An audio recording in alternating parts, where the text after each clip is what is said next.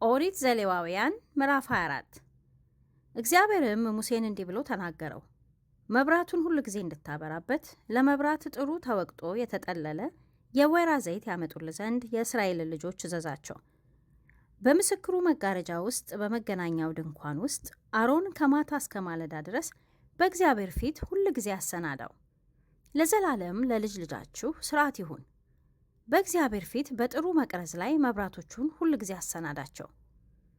መልካሙንም ዱቄት ወስደህ 12 ህብስት ጋገር። በአንድ ህብስት ውስጥ ከመስፈሪያው ከ10 እጅ 2 እጅ ይሁን። እነዚህንም 6ቱን በሁለት ተርታ አድርገህ በእግዚአብሔር ፊት በጥሩ ገበታ ላይ አኑራቸው። ለእግዚአብሔርም ለእሳት ቁርባን በእንጀራው ላይ ለመታሰቢያ ይሆን ዘንድ በሁለቱ ተርታ ላይ ጥሩ ዕጣን አድርግ። በእግዚአብሔር ፊት ሁል ጊዜ በሰንበት ቀን ሁሉ በተርታ ያድርገው። በእስራኤል ልጆች ዘንድ የዘላለም ቃል ኪዳን ነው። ለአሮንና ለልጆቹም ይሁን። በእሳት ከተደረገው ከእግዚአብሔር ቁርባን በዘላለም ሥርዓት ለእርሱ ቅዱሰ ቅዱሳን ነውና በተቀደሰው ስፍራ ይብሉት። አባቱ ግብፃዊ የነበረ የእስራኤላዊት ልጅ በእስራኤል ልጆች መካከል ወጣ። የእስራኤላዊቱ ልጅና አንድ እስራኤላዊ በሰፈር ውስጥ ተጣሉ።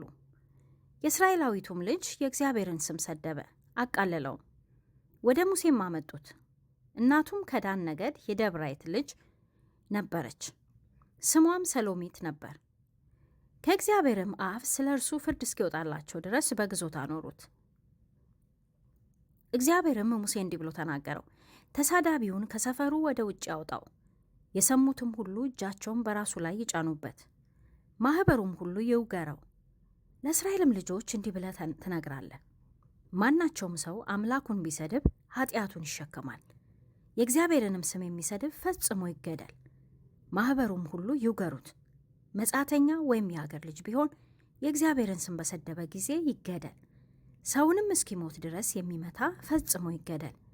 እንስሳንም እስኪሞት ድረስ የሚመታ ሕይወት በሕይወት ፈንታ ካሳውንም ይክፈል። ሰውም ባልንጀራውን ቢጎዳ እርሱ እንዳደረገ እንዲሁ ይደረግበት።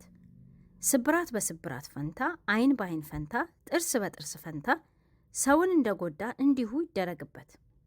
እንስሳውንም የሚገድል ካሳ ይተካ፣ ሰውንም የሚገድል ይገደል። እኔ እግዚአብሔር አምላካችሁ ነኝና ለመጻተኛና ለአገር ልጅ አንድ አይነት ሕግ ይሁንላችሁ። ሙሴም ለእስራኤል ልጆች ተናገራቸው። ተሳዳቢውንም ከሰፈር ውጪ አወጡት፣ በድንጋይም ወገሩት። የእስራኤልም ልጆች እግዚአብሔር ሙሴ እንዳዘዘው አደረጉ።